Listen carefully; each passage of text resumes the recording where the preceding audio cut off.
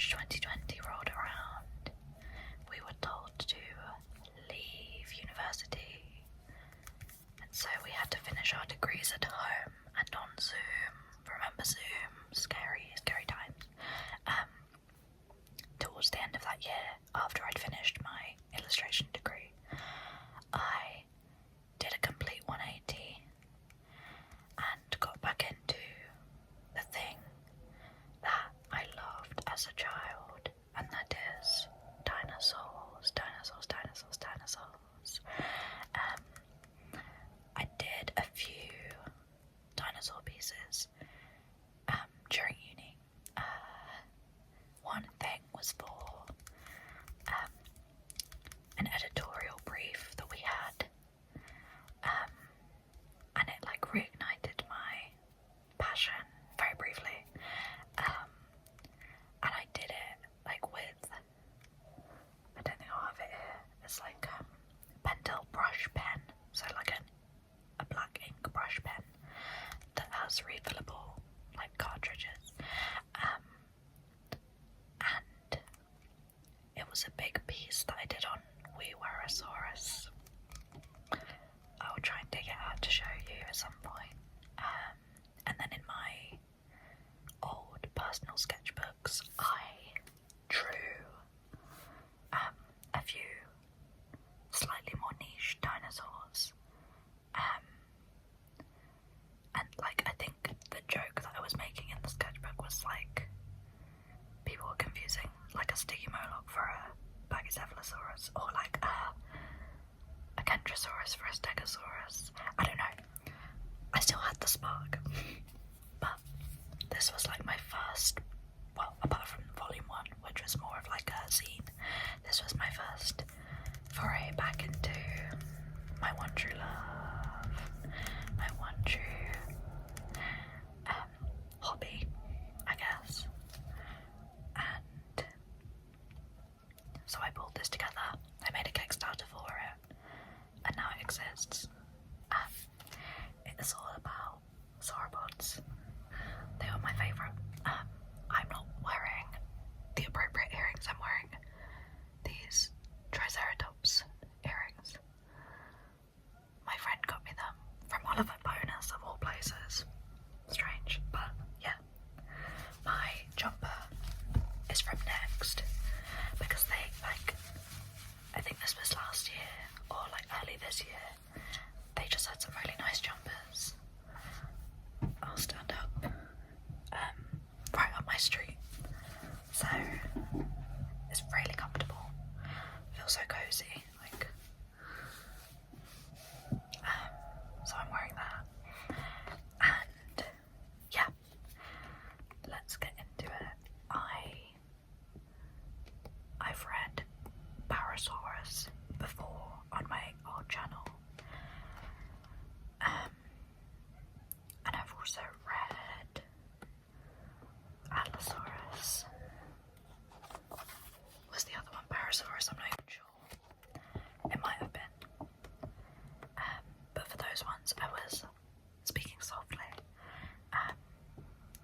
So today I'm going to be whispering instead. Just figuring out what I want to read to you.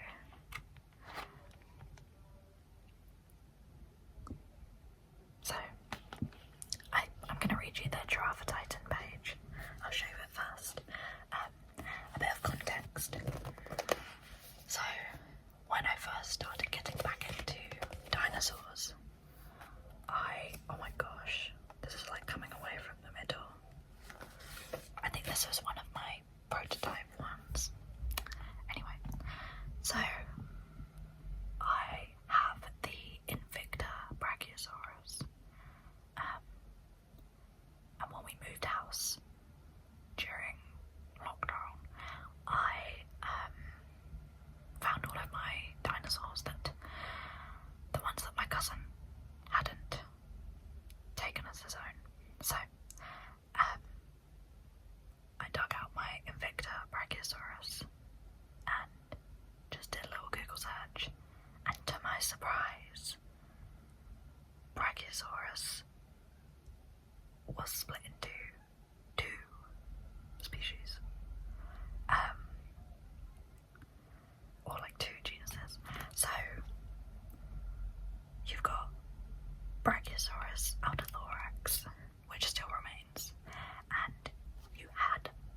Brachiosaurus brancai, but I read an article about how they were separate, and so the one that was in the Tentaguru Formation in Tanzania was actually Giraffatitan, and the one in the North American Morrison Formation was Brachiosaurus.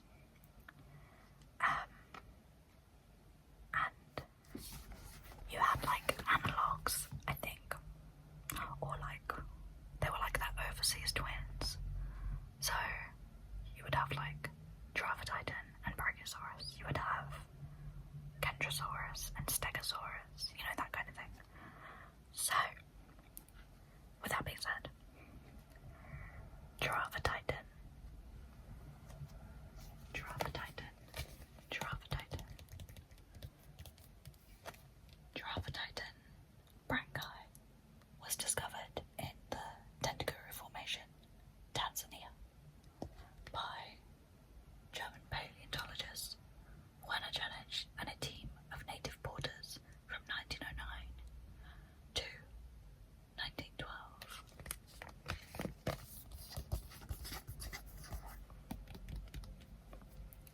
Janisch named the large sauropod Brachiosaurus brancai, name meaning arm lizard, assigning it to the same genus as Brachiosaurus altithorax, which was found in the Morrison Formation, Colorado, in 1900. The specimens found of both sauropods date back to the late Jurassic, around 154 to 152 million years ago. B. altithorax is the type specimen of Brachiosaurus and is known from a partial postcranial skeleton. The skull of formerly known Brachiosaurus brancai was recovered intact, and as these specimens were assigned to the same genus, Brachiosaurus altithorax was assumed to have the same skull. In 2009, the African Brachiosaurus specimen was assigned to its own genus.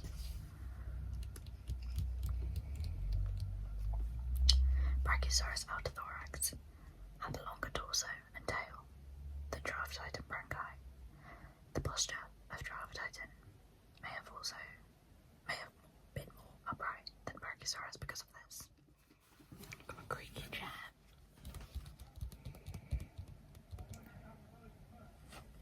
It is classified as a member of the Macronaria, term coined by Wilson and Serrano in 1998. That's when I was born. Within the sauropodomorphic clade. In short, their defining features include their large nasal openings,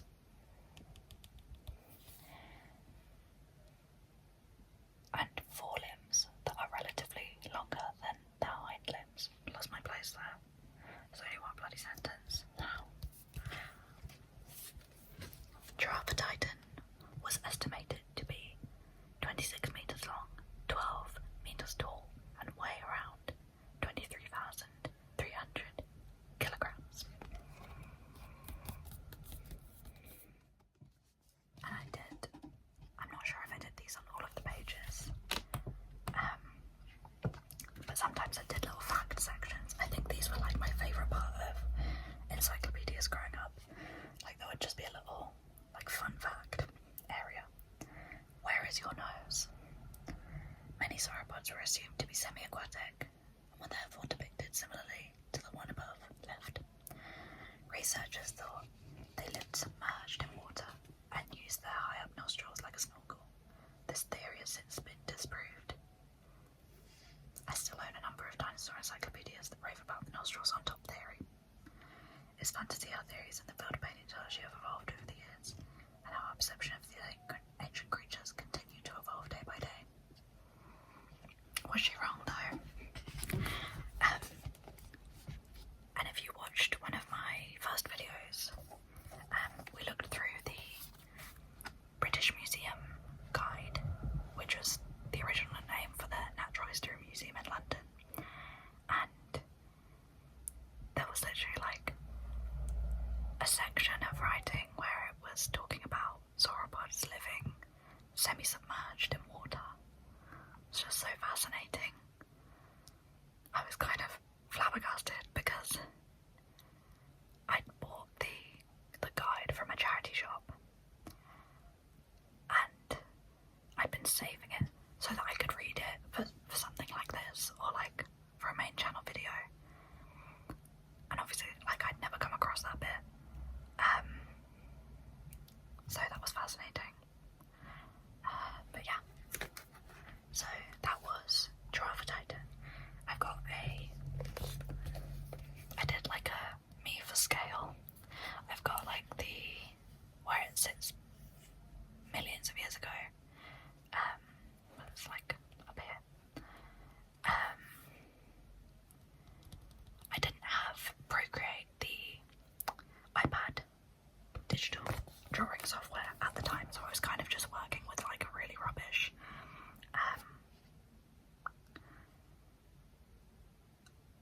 what's it called? Photoshop Elements, which I still have.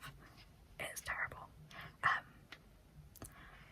So like the formatting was really hard to do. And like for when I do the next one, I want it to be a lot higher quality. And like I'll have the freedom to do a lot more with the composition. But I'm glad that I did it anyway with the limited resources that I had. I mean, I made it through my entire degree without doing digital art, just because I didn't really have the means for it. So yeah, it is possible.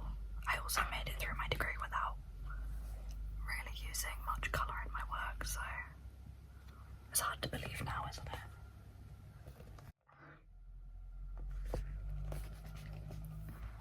I found that some of them were really hard to research for. I'm in no way knowledgeable about scientific details, things to do with like specific bones, like very base level knowledge, but I had the spirit and the enthusiasm. I'd love to illustrate this type of book and have it written by someone who has an idea of what they're talking about. I will illustrate your book for you, please, please, please. And I mean, I think my drawings have come on leaps and bounds since then, and just in general how I would approach drawing the legs. Stylistically very different.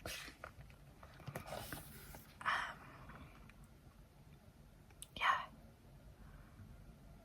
So I've been redrawing some of them and drawing some new ones. I've drawn Brachiosaurus, however you pronounce that. And that wasn't in this one, but I wanted to be in the next one. I've redrawn Brachiosaurus, given it a new colour scheme. And I've drawn Dinosaurs, of course. Looks very similar to the one that I showed you earlier in the other video. And it almost made the cut, but I kind of just had the idea for it a bit too late. I also want to draw a lot more from the Triassic. There are some like really minute things I want to change. Probably like things that I can now take into Procreate and adjust rather than redrawing the entire thing. Some of these pieces were ridiculously big. I drew it on a huge panoramic sketchbook, which was like the length of 2 A3s. Two A3 pieces of paper. And it was a challenge to scan them all in, edit them. Oh yeah, this is definitely a demo, because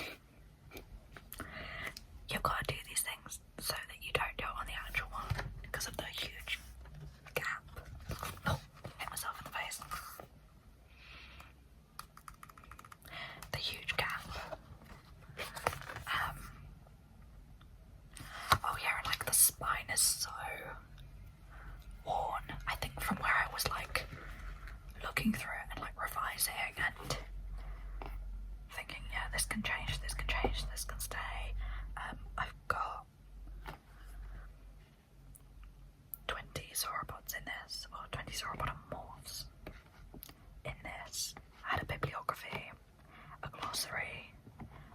This was a piece that I'd really like to do again. Like, I was kind of happy with the idea, but the execution is not my best. I don't think I was as critical of it when I did it, I will say. I know I could do that much better now. I've got this Amargasaurus piece I've showed you in the A to Z of sauropods. I do love this one, even though I have like some sort of very speculative, like, I don't know whether they're like spines at the end of the tail. Some of this I look back on, I'm like, why did I do that? That's really weird. Strange decision. Oh. So, some drawings I have, they're like still at my family home in my room, but I think I brought this one with me. I'll get it out at another time because it'll just be a whole commotion. This is a favourite of mine, I think. Apart from maybe changing the eye, because I think just the way that I draw eyes differently now, I'd want them all to be cohesive, look very similar. I don't think I would change this illustration because I just had the best time doing this, and I think this figure came out so good. I'm so pleased with it, and I really like the bones as well, and this picture. So this is a picture of them trying to drink, which one would imagine is similar to how giraffes drink with such long front legs.